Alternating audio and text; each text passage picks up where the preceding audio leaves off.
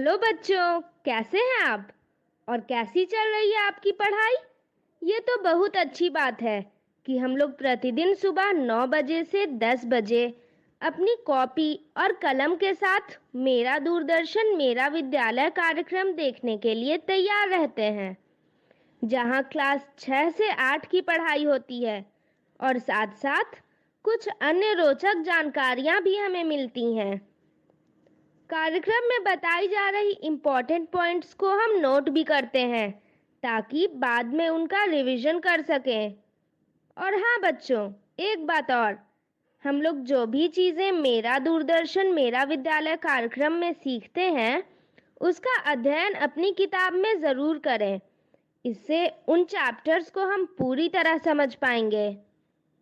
बच्चों, आज हम लोग सबसे पहले देखेंगे एक छोटी सी फिल्म जिसका नाम है स्टडी विथ प्ले। उसके बाद पढ़ाई करेंगे गणित की, जिसमें सबसे पहले क्लास 6 में समझेंगे लंब व लंब समद्विभाजक की रचना के बारे में। फिर क्लास 7 और 8 में हम लोग जानेंगे पाई चार्ट या वृत्त आलेख के बारे में।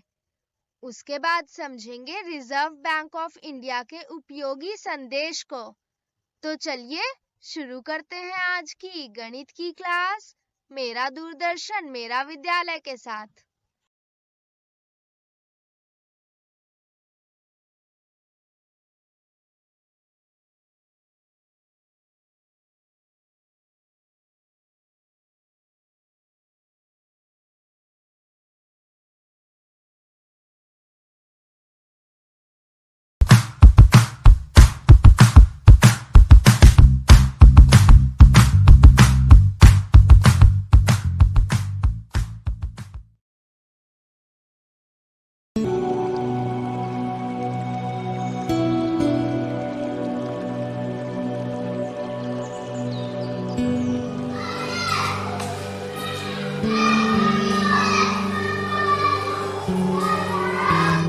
स्कूल नहीं जाना है?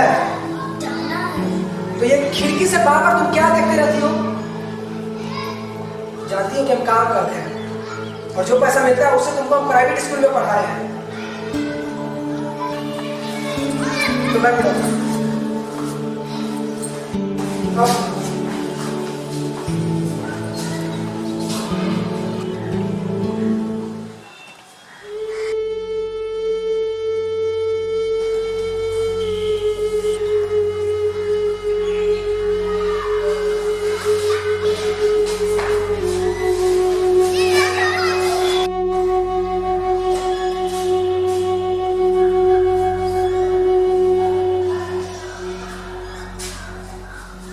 कोचिंग नहीं जाना है? हाँ, जा रही हूँ। तो जाओ कोचिंग।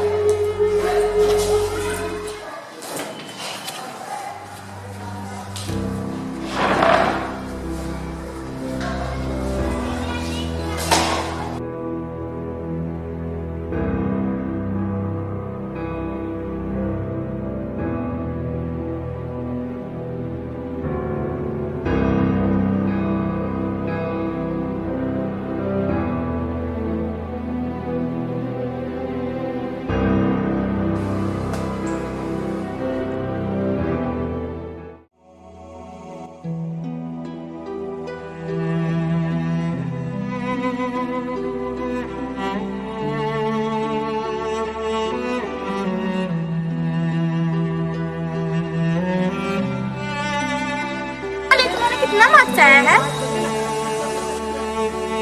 कितना मार्क्स है बताओ ना। दिखाओ ना, तुम मेरे दोस्त हो ना, दिखाओ ना, दिखाओ अपना। तुम्हारा तो 39 आया है, मेरा तो 69 आया है।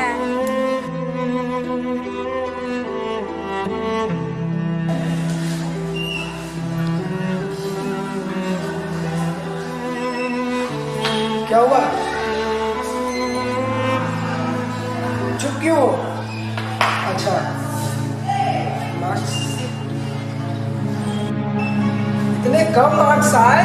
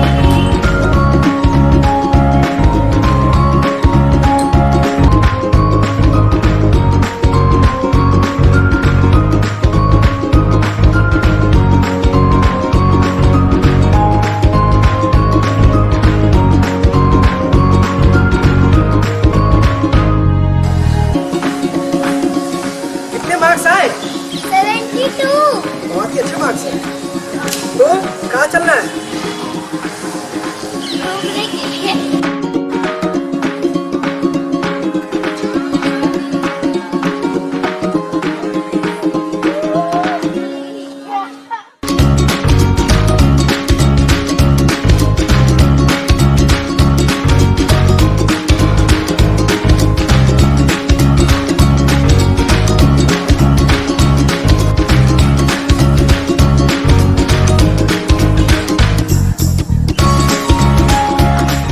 आज हम सीखेंगे लंब और लंबसम भाजक क्या है तथा इन्हें खींचने की कुछ विधियां।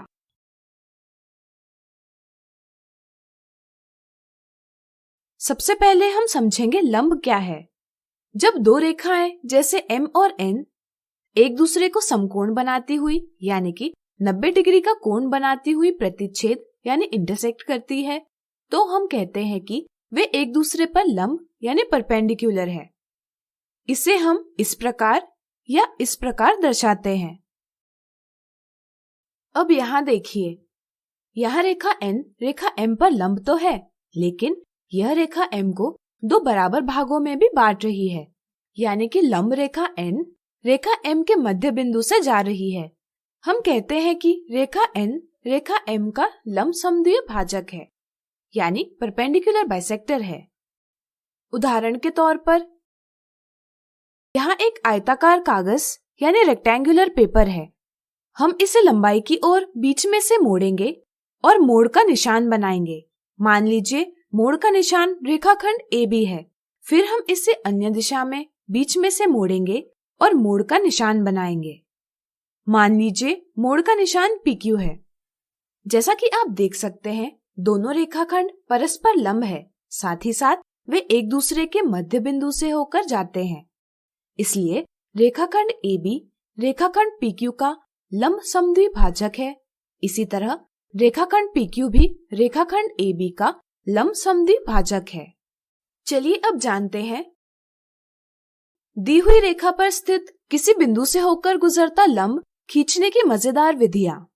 यहाँ एक कागज है जिस पर एक रेखा M बनाई गई है। हमें इस रेखा पर स्थित बिंदु P से होती हुई लंब रेखा खींचनी है। इसके लिए हम कागज को इस प्रकार मोड़ेंगे कि मोड़ का निशान बिंदु P से होकर जाए और रेखा M का एक भाग दूसरे भाग को ढक ले। अब अगर हम कागज को खोलेंगे तो हमें पता चलेगा कि मोड़ का निशान P से होकर गुजरता है, साथ ही साथ वह रेखा P पर लंब भी है। यानी कि हमने दी रेखा पर स्थित बिंदु से होकर गुजरता हुआ लंब खींच लिया है। क्या हम रूलर और सेट स्क्वायर के प्रयोग से भी दी हुई रेखा पर स्थित किसी बिंदु से होकर गुजरता लंब खींच सकते हैं? सोचिए सोचिए। चलिए हम बताते हैं। इसकी विधि निम्न प्रकार है। पहला चरण, मान लीजिए हमें रेखा M दी गई है जिस पर बिंदु P अंकित है। दूसरा चरण, रूलर के किनारे को हम रेखा M के अनुदिश रखेंगे। तीसरा चरण, फिर हम सेट स्क्वायर का समकोण बनाने वाला कोई एक किनारा रूलर के किनारे के अनुदिश रखेंगे। चौथा चरण, अब हम सेट स्क्वायर को रूलर के अनुदिश तब तक सरकाएंगे जब तक कि सेट स्क्वायर का समकोण बनाने वाला कोना बिंदु P पर ना आ जाए। पांचवा चरण, सेट स्क्वायर को इस स्थान पर निश्चित रखकर हम रेखाखंड PQ खींचेंगे। रेखाखंड PQ रेखा M पर लंब है, जिसे हम इस प्रकार दर्शा सकते हैं। हम इस लंब को रूलर के प्रयोग से बढ़ा सकते हैं। आज हमने सीखा लंब और लंबसमद्विभाजक क्या है तथा इन्हें खींचने की कुछ विधियां। अगले वीडियो में हम सीखेंगे रूलर और प्रकार के प्रयोग से लंब और लंबसमद्विभाजक कैसे खींचे जा सकते हैं। आज हम सीखेंगे रूलर और प्रकार के प्रयोग से लंब और लंबसमद्विभाजक कैसे खींचे जा सकते हैं।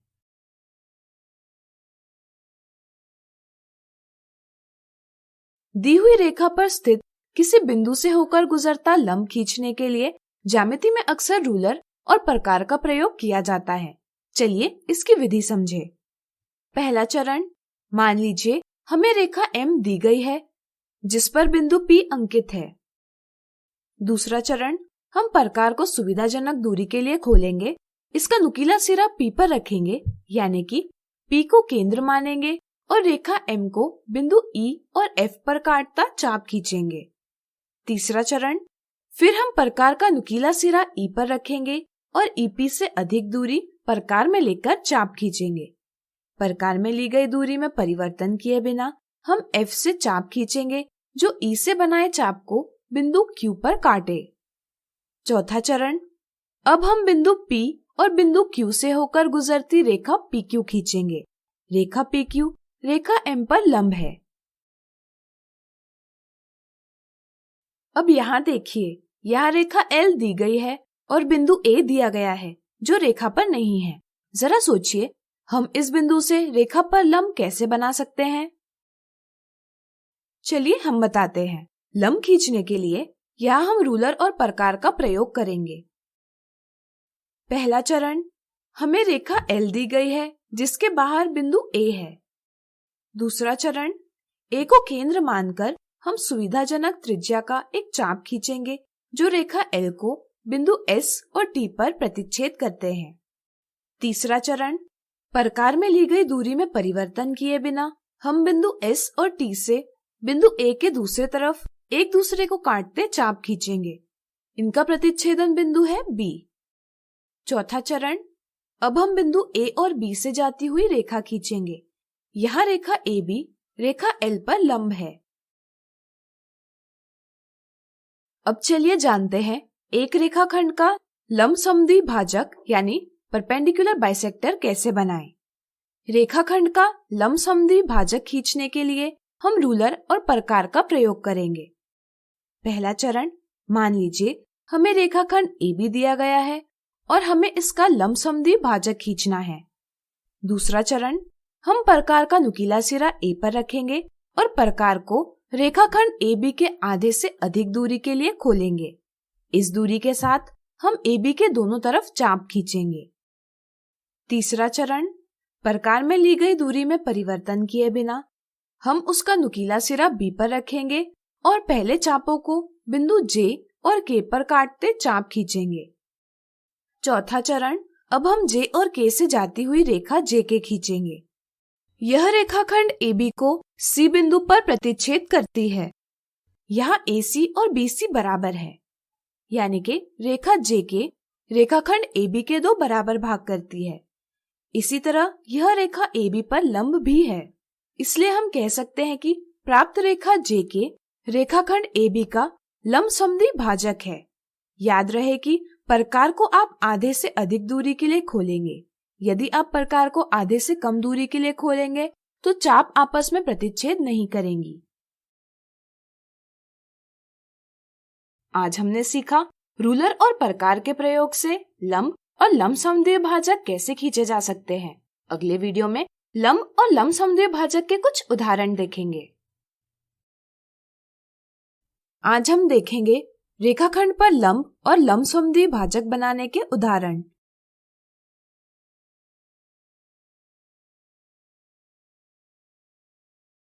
दर्शाई गई आकृति में बिंदु O रेखा A पर स्थित नहीं है। बिंदु O से रेखा A पर लंब खींचिए। हमें रूलर और सेट स्क्वायर के इस्तेमाल से बिंदु O से होकर जाने वाली एक लंब रेखाखंड ON खींचनी है। इसके लिए हम सेट स्क्वायर के समकोण यानी राइट एंगल का एक किनारा रेखा A के अनुदिश में समायोजित यानी एडजस्ट करेंगे। अब हम सेट स्क्वायर के समकोण के सम्मुख किनारे पर रूलर रखेंगे। इसके बाद हम रूलर को कसकर पकड़कर सेट स्क्वायर को रूलर के अनुदिश सरकाएंगे, जिससे कि बिंदु O सेट स्क्वायर के समकोण वाले किनारे को स्पर्श करे। अब हम बिंदु O से सेट स्क्वायर के किनारे के अनुदिश से होता हुआ एक रेखाखंड खींचेंगे। ये रेखाखंड रेखा A को बिंदु N पर काटता है। रेखाखंड ON रेखा A पर लंब रेखाखंड है।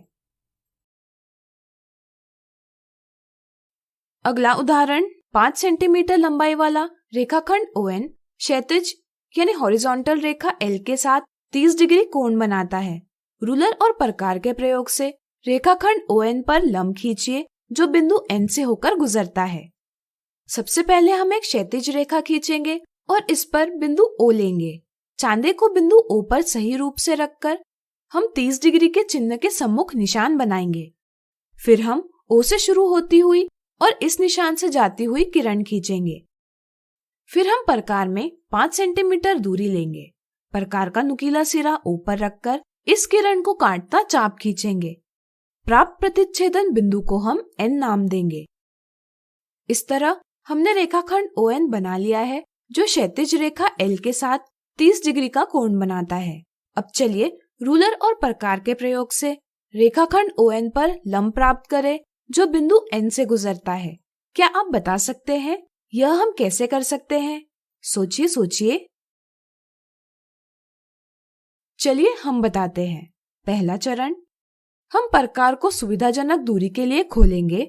इसका नुकीला सिरा N पर रखेंगे, यानी कि N को केंद्र मानेंगे और किरण ON को बिंदु E और F पर काटता चाप खींचेंगे। दूसरा चरण, फिर हम प्रकार का नुकीला सिरा E पर रखेंगे और EN से अधिक दूरी प्रकार में लेकर किरण के किसी एक तरफ चाप खींचेंगे। प्रकार में ली गई दूरी में परिवर्तन किए बिना हम F से एक और चाप खींचेंगे, जो E से बनाई चाप को बिंदु Q पर काटे। तीसरा चरण, अब हम बिंदु N और बिंदु Q से होकर गुजरती रेखा NQ खींचेंगे। रेखा NQ रेखा ON पर लंब है। अगला उदाहरण, 7 सेंटीमीटर लंबाई का रेखाखंड PQ खींचकर रूलर और प्रकार की सहायता से लंब समद्विभाजक यानी परपेंडिकुलर बाइसेक्टर खींचिए। पहला चरण, 7 सेंटीमीटर लंबाई का रेखाखंड PQ खींचे। दूसरा चरण, प्रकार का नुकीला सिरा P पर रखकर प्रकार को रेखाखंड PQ के आधे से अधिक दूरी के लिए खोलिए। इस दूरी के साथ रेखाखंड PQ के दोनों तरफ चाप खींचे। तीसरा चरण, प्रकार में ली गई दूरी में परिवर्तन किए बिना उसका नुकीला सिरा Q पर रखें और पहले चापों को बिंदु R और S पर काटते चाप खींचे। चौथा चरण, अब हम R और S से जाती हुई रेखा RS खींचेंगे, जो रेखाखंड PQ को बिंदु C पर प्रतिच्छेद करेगी। रेखा RS रेखाखंड PQ पर लंब समद्विभाजक है। तो आज हमने देखे रेखाखंड पर लंब और लंब समद्विभाजक बनाने के उदाहरण। अगले वीडियो में इनसे संबंधित कुछ गलतियां देखेंगे। आज हम देखेंगे रेखाखंड पर लंब और लंब समद्विभाजक बनाने से संबंधित मिथ्या धारणा और गलतियां।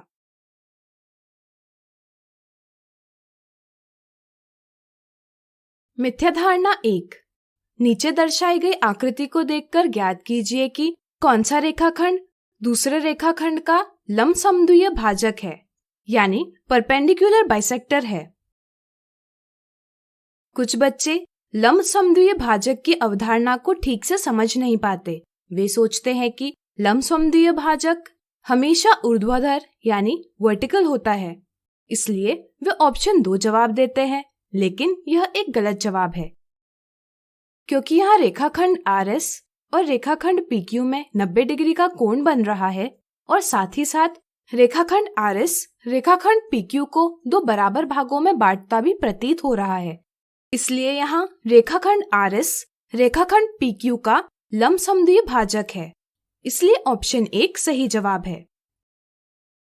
रेखाखंड PQ रेखाखंड RS पर लंब तो है, लेकिन यह रेखाखंड RS को 2 बराबर भागों में विभाजित नहीं कर रहा, इसलिए हम रेखाखंड PQ को रेखाखंड RS का लंब समद्विभाजक नहीं कह सकते। अब चलिए लंब और लंब समद्विभाजक खींचते समय होने वाली कुछ गलतियां देखें। अगर बच्चों को दिए रेखाखंड AB का लंब समद्विभाजक ज्ञात करने के लिए कहा जाए, तो वे रचना के दौरान प्रकार में रेखाखंड की लंबाई के आधे से अधिक दूरी लेना जरूरी नहीं समझते।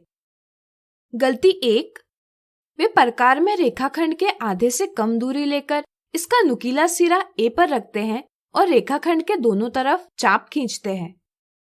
फिर वे प्रकार का नुकीला सिरा बिंदु B पर रखते हैं और चाप खींचने की कोशिश करते हैं, लेकिन प्रकार में आधे से कम दूरी ली जाने के कारण वे पहले से बनाए चाप को प्रतिच्छेद करता चाप नहीं खींच पाते। गलती 2, चाप खींचने के लिए वे प्रकार की दूरी को बढ़ाते हैं और पहले बनाए चापों को प्रतिच्छेद करते चाप खींचते हैं। इससे उन्हें लंब तो प्राप्त होता है, लेकिन यह रेखाखंड AB का समद्विभाजक नहीं होता। सही समझ यह है कि हमें प्रकार में रेखाखंड के आधे से अधिक दूरी लेनी आवश्यक होती है, जिससे कि रेखाखंड के दोनों बिंदुओं से चाप खींच सके, वह भी प्रकार में ली गई दूरी का परिवर्तन किए बिना। इससे हमें सही प्रकार से लंब समद्विभाजक प्राप्त होता है। आज हमने देखी रेखाखंड पर लंब और लंब समद्विभाजक बनाने से संबंधित मिथ्या धारणा और गलतियां।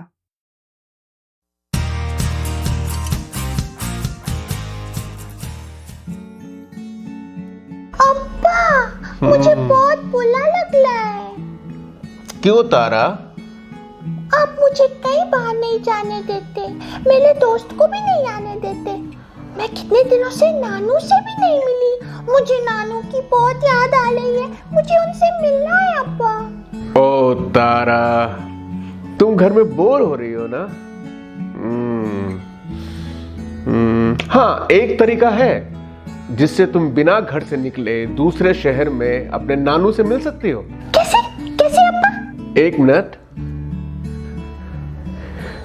ऐसे।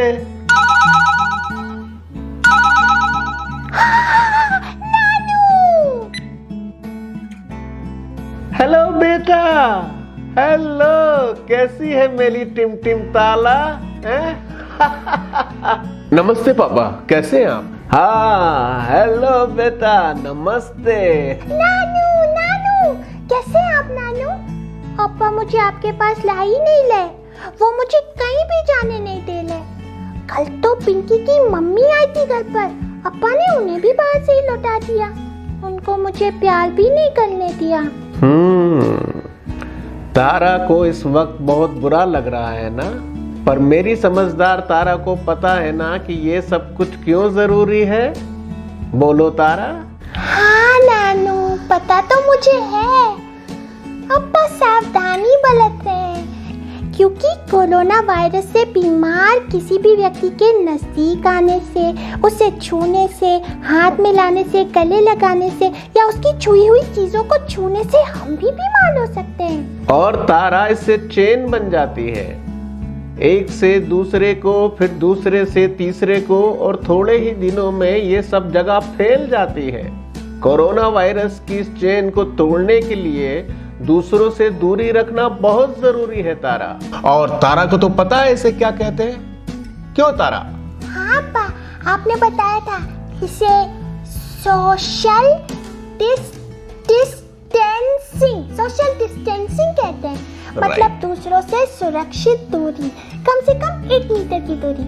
और तारा को ये भी पता है कि अभी तो लॉकडाउन चल रहा है, किसी को घर से बाहर नहीं जाना है, ठीक है? लॉकडाउन के दौरान भी सोशल डिस्टेंसिंग यानी दूसरों से सुरक्षित दूरी कहाँ कहाँ रखनी है, तारा को पता है ना? हाँ, मैं बताती हूँ। दवाई की दुकान, राशन, सब्जी, फल की दुकान, हॉस्पिटल, शेल्टर होम्स और रास्तों में जहाँ भी 1 से ज्यादा लोग हैं, वहाँ दूसरों से कम 1 मीटर की दूरी रखनी है। हाँ? और हाँ तारा, हमने टीवी पर भी देखा है कि हमारे धर्मगुरु बार बार लोगों से घर पर पूजा और इबादत के लिए कह रहे हैं, और यही सही है। क्यों तारा, सही है ना? हाँ, सबसे जरूरी यही बात है, घर से बाहर ही ना निकले तो एकदम सेफ रहेंगे।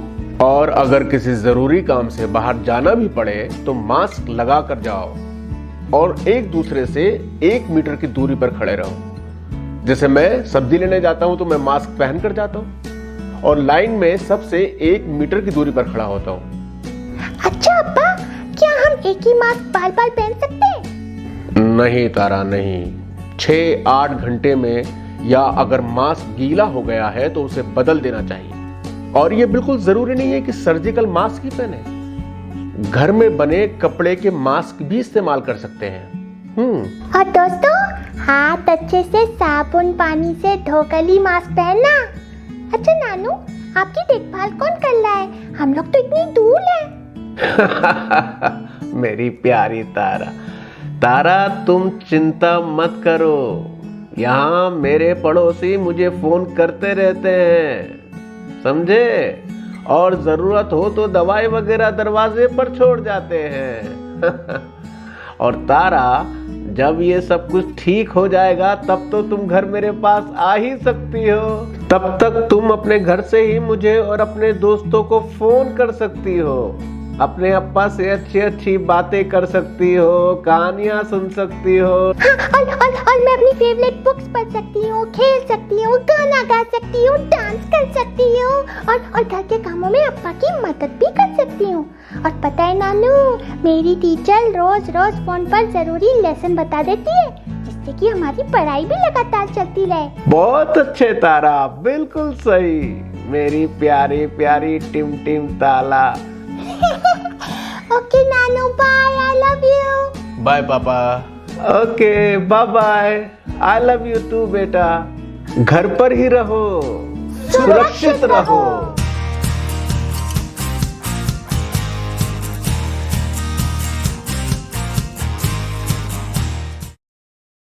आज हम पाई चार्ट के बारे में सीखेंगे।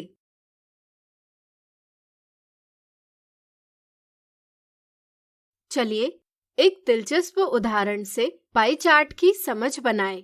मीना ने अपने घर के आंगन में फूलों के कुछ पौधे लगाए हैं। प्रतिदिन वह फूल इकट्ठा करती है। आज उसने चमेली, गेंदा और गुलाब के फूल इकट्ठा किए हैं, जिनकी संख्या इस प्रकार है। चलिए इस जानकारी को एक मजेदार रूप में निरूपित करें। यहाँ फूलों की कुल संख्या 30 धन 20 धन 10 बराबर 60 है। यहाँ चमेली के फूलों की संख्या 30 है, जो कि कुल संख्या का 30/60 यानी कि 1/2 भाग है। इसी तरह गेंदे के फूलों की संख्या कुल संख्या का 20/60 भाग यानी कि 1/3 भाग है, और गुलाब के फूलों की संख्या कुल संख्या का 10/60 भाग यानी 1/6 भाग है। हम एक संपूर्ण वृत्त का मान 60 फूल मानेंगे। चूंकि एक संपूर्ण वृत्त का केंद्रीय कोण यानी सेंट्रल एंगल 360 डिग्री होता है, इसलिए हम कह सकते हैं कि 60 फूलों को 360 डिग्री का केंद्रीय कोण निरूपित करता है। चमेली के फूलों की संख्या संपूर्ण 60 फूलों का 1/2 भाग है। यह संख्या हम एक त्रिज्यखंड यानी सेक्टर से निरूपित करेंगे, जिसका केंद्रीय कोण 1/2 गुणा 360 डिग्री बराबर 180 डिग्री है, यानी आधा वृत्त है। इसी तरह गेंदे के फूलों का भाग 1/3 गुणा 360 डिग्री बराबर 120 डिग्री के केंद्रीय कोण वाला त्रिज्यखंड बनाकर, तथा गुलाब के फूलों का भाग 1/6 गुणा 360 डिग्री बराबर 60 डिग्री के केंद्रीय कोण वाला त्रिज्यखंड बनाकर निरूपित किया जा सकता है। यहाँ हमने वृत्त के विभिन्न त्रिज्यखंडों यानी सेक्टर्स के रूप में कुल फूलों की संख्या का विभाजन निरूपित किया है। ऐसा निरूपण जिसमें आंकड़ों को वृत्त के त्रिज्यखंडों द्वारा दर्शाया जाता है, एक पाई चार्ट कहलाता है। पाई चार्ट हमें एक संपूर्ण का उसके भाग से संबंध बताता है। जैसे यहाँ चमेली के 30 फूलों की कुल संख्या 60 का आधा है। इसी तरह गुलाब के 10 फूलों की कुल संख्या 60 का 1/6 भाग है, और गेंदे के 20 फूलों की कुल संख्या का 1/3 भाग है। इसी के साथ पाई चार्ट हमें विभिन्न भागों में तुलना करने के लिए भी सहायता करता है। जैसे त्रिज्यखंडों के माप देखकर यह कहा जा सकता है कि गुलाब के फूलों की संख्या के तुलना में गेंदे के फूलों की संख्या 2 गुनी और चमेली के फूलों की संख्या 3 गुनी है। पाई चार्ट में प्रत्येक त्रिज्यखंड का केंद्रीय कोण उसके द्वारा निरूपित सूचना के समानुपाती होता है। जैसे यहाँ चमेली के फूलों की संख्या को निरूपित करने वाला केंद्रीय कोण चमेली के फूलों की संख्या के समानुपात में है। इस तरह से कुल संख्या निश्चित हो और यदि चमेली के फूलों की संख्या में वृद्धि होती है तो संगत त्रिज्यखंड के माप में भी वृद्धि होगी। या इसके विपरीत, यदि चमेली के फूलों की संख्या कम होती है तो संगत त्रिज्यखंड का माप भी कम होगा। जरा सोचिए, क्या हम विभिन्न केंद्रीय कोण ज्ञात करने के लिए एक एक विधि का प्रयोग कर सकते हैं? चलिए हम बताते हैं। हम जानते हैं कि एक संपूर्ण वृत्त का केंद्रीय कोण 360 डिग्री होता है, इसलिए हम कह सकते हैं कि 60 फूलों को 360 डिग्री का केंद्रीय कोण निरूपित करता है। इस तरह से एक फूल को 360 डिग्री बटे 60 बराबर 6 डिग्री के केंद्रीय कोण से निरूपित किया जा सकता है।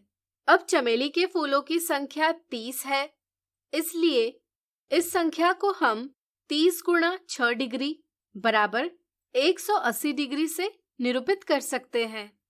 इसी तरह आप एक एक विधि के प्रयोग से विभिन्न केंद्रीय कोण प्राप्त कर सकते हैं। आज हमने पाई चार्ट बनाना सीखा। अगले वीडियो में हम पाई चार्ट के कुछ और मजेदार उदाहरण देखेंगे। आज हम देखेंगे पाई चार्ट से संबंधित कुछ मजेदार उदाहरण।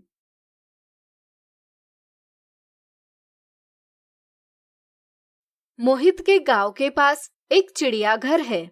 इस चिड़ियाघर में विभिन्न प्रकार के 720 पशु है, जिनकी संख्या का विवरण दर्शाए गए पाई चार्ट में प्रदर्शित किया गया है। इसे पढ़कर निम्नलिखित प्रश्नों के उत्तर दीजिए।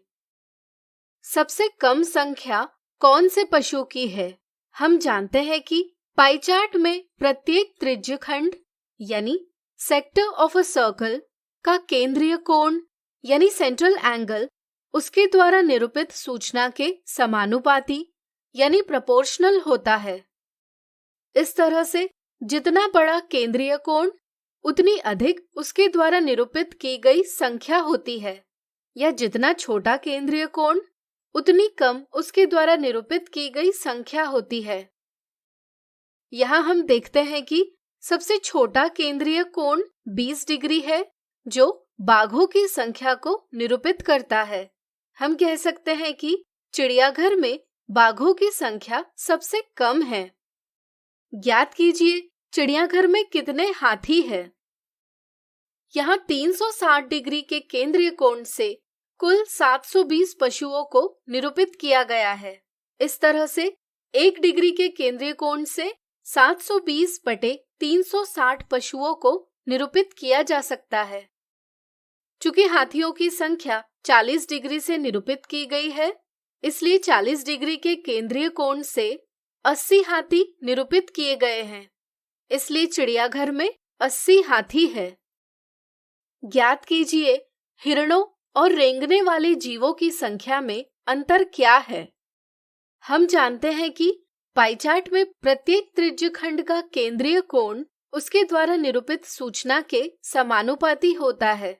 इस तरह से हिरणों और रेंगने वाले जीवों को निरूपित करने वाले केंद्रीय कोणों में अंतर हिरणों और रेंगने वाले जीवों की संख्या में अंतर के समानुपाती होगा। यहाँ दोनों के केंद्रीय कोणों में अंतर 20 डिग्री है।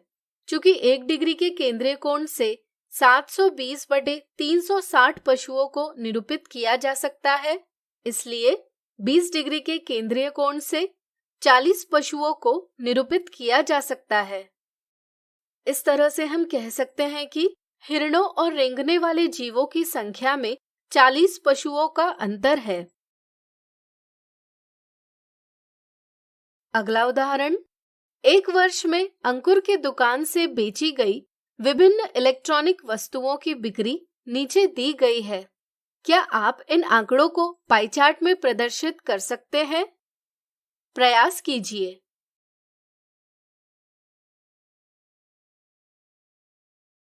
हमें पाई चार्ट खींचने के लिए प्रत्येक वस्तु के बिक्री का केंद्रीय कोण ज्ञात करना होगा। केंद्रीय कोण ज्ञात करने के लिए पहले हम सभी बेची हुई वस्तुओं की संख्याओं का योग करेंगे। 288 इसे हम संपूर्ण मानेंगे इसलिए पाई चार्ट में वृत्त के केंद्र पर 360 डिग्री का कोण संख्या 288 को निरूपित करेगा। अब चलिए प्रत्येक वस्तु की संख्या को निरूपित करने वाले केंद्रीय कोण ज्ञात करें।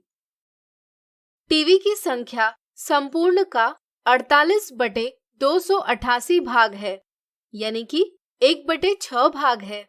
इसलिए इसे निरूपित करने वाला केंद्रीय कोण भी 360 डिग्री का 1/6 भाग होगा, यानी कि 60 डिग्री। तो बताइए फ्रिज की संख्या निरूपित करने के लिए केंद्रीय कोण क्या होगा? सोचिए सोचिए। बिल्कुल सही। चूंकि फ्रिज की संख्या संपूर्ण का 24/288 भाग है, यानी कि 1/12 भाग है, इसलिए इसे निरूपित करने वाला केंद्रीय कोण भी 360 डिग्री का 1/12 भाग होगा, यानी कि 30 डिग्री होगा। इसी तरह हम अन्य केंद्रीय कोण ज्ञात करते हैं और सारणी बनाते हैं। अब हम इन आंकड़ों को पाई चार्ट में दर्शाएंगे। इस प्रकार हमने पाई चार्ट खींच लिया है। तो आज हमने देखे पाई चार्ट से संबंधित कुछ मजेदार उदाहरण। अगले वीडियो में देखेंगे इनसे जुड़ी कुछ मिथ्या धारणाएं और एक गलती। आज हम देखेंगे पाई चार्ट से संबंधित कुछ मिथ्या धारणाएं और एक गलती। मिथ्या धारणा 1, अमित की कमाई 24,000 रुपए है तथा समीर की कमाई 15,000 रुपए है। वे अपनी कमाई का कुछ हिस्सा व्यय करते हैं तथा कुछ हिस्सा बचाते हैं, जिसका विवरण इस प्रकार है। क्या आप बता सकते हैं कि दोनों में सबसे अधिक धनराशि कौन बचाता है? वीडियो रोककर प्रयास कीजिए। यहाँ अमित कितनी धनराशि बचाता है, इसे 60 डिग्री के कोण से, और समीर कितनी धनराशि बचाता है, इसे 90 डिग्री के कोण से निरूपित किया गया है। कुछ बच्चे कोणों की तुलना करके यह सोचते हैं कि समीर अमित से अधिक धनराशि बचाता है। इस समझ से वे ऑप्शन 2 जवाब देते हैं, जो कि गलत जवाब है। वे पाई चार्ट को संपूर्ण और उसके भागों के रूप में नहीं देखते हैं। यहाँ कुल कमाई संपूर्ण वृत्त यानी होल सर्कल से निरूपित की गई है। इस तरह से अमित द्वारा की जाने वाली बचत को निरूपित करने वाला कोण संपूर्ण वृत्त का 60 डिग्री बटे 360 डिग्री बराबर 1/6 भाग है।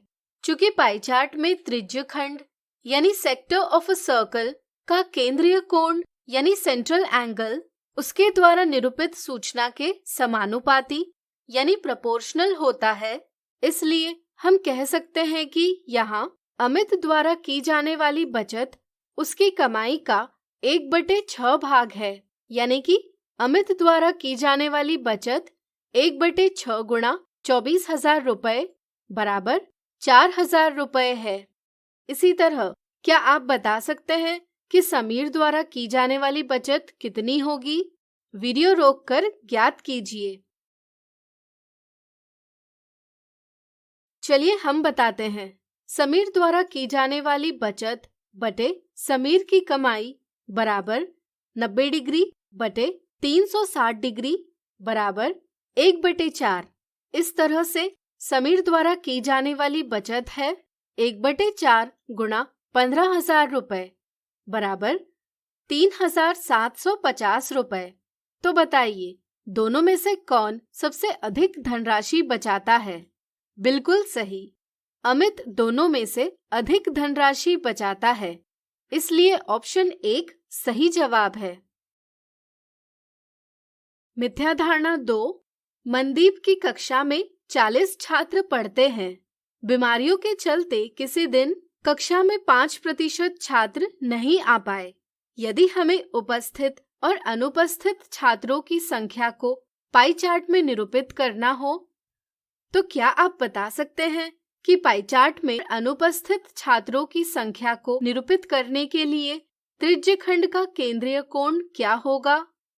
कुछ बच्चे सवाल में क्या जानकारी दी गई है इसे समझ नहीं पाते।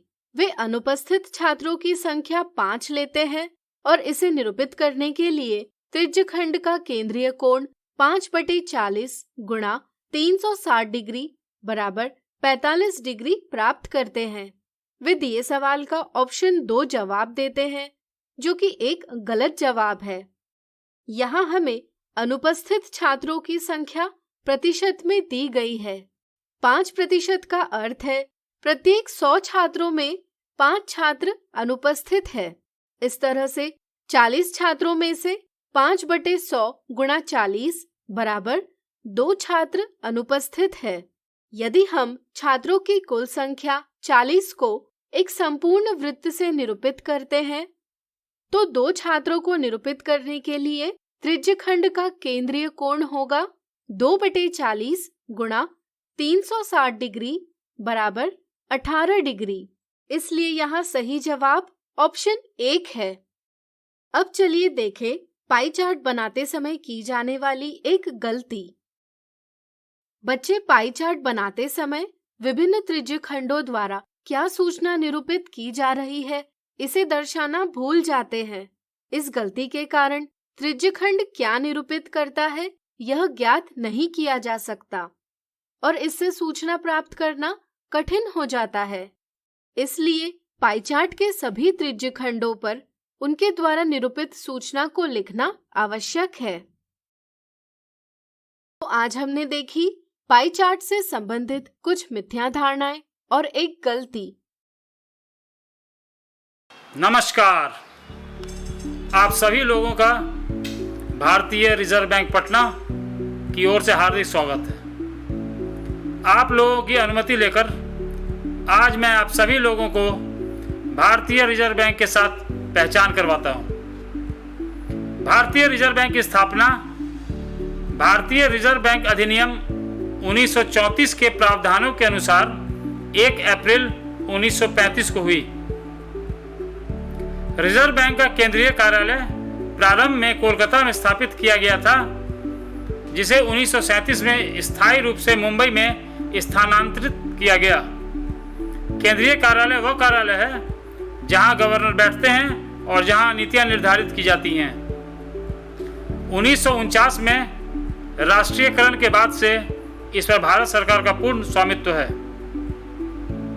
तो भारतीय अर्थव्यवस्था में भारतीय रिजर्व बैंक की भूमिका क्या है, आइए इसको जानते हैं। भारतीय रिजर्व बैंक देश के विकास को ध्यान में रखते हुए मूल्य स्थिरता बनाए रखता है। साथ ही यह बैंकिंग प्रणाली में लोगों का विश्वास बनाए रखता है तथा जमाकर्ताओं के हितों की रक्षा करते हुए आम जनता को किफ़ायती बैंकिंग सेवाएं उपलब्ध कराता है।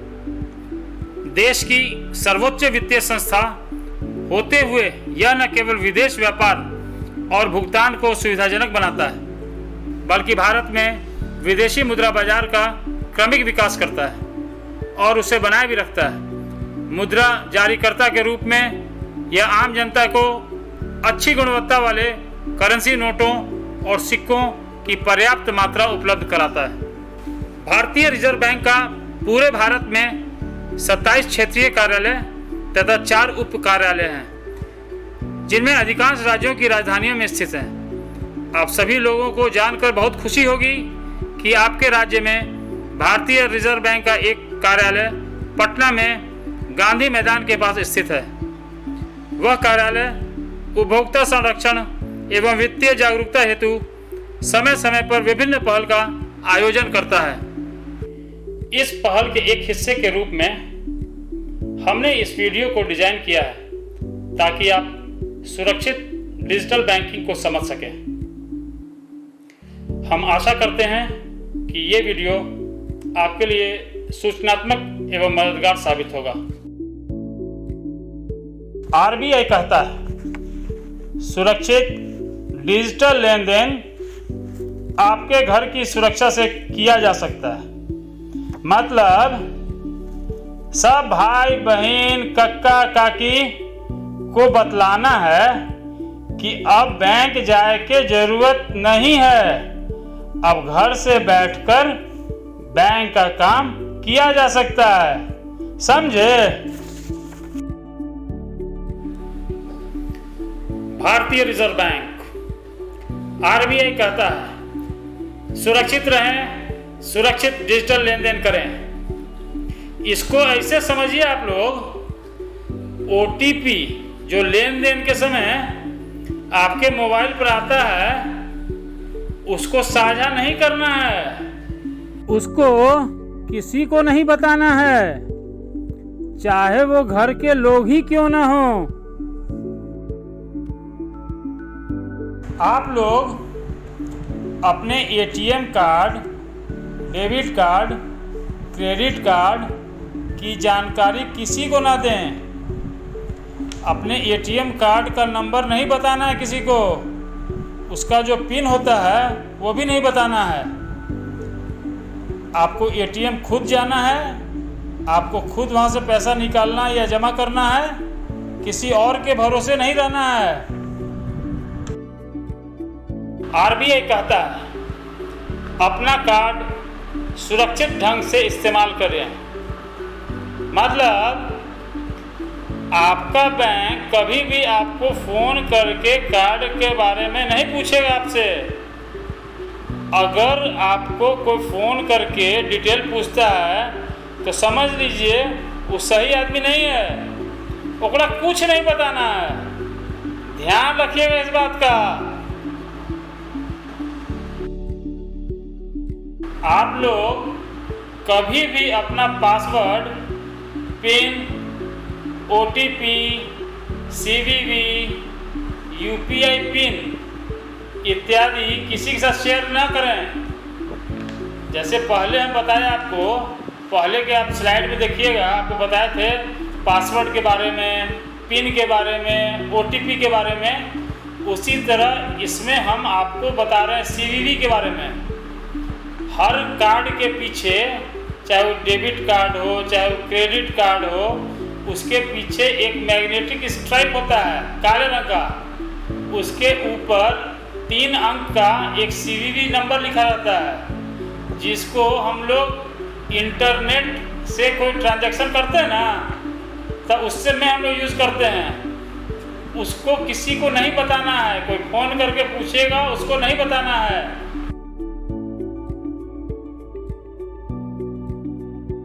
ऑनलाइन लेन देन के समय धोखाधड़ी होने पर तुरंत अपने बैंक को सूचित करें। इसका मतलब है कि आपको लेन देन में चौकन्ना रहना है।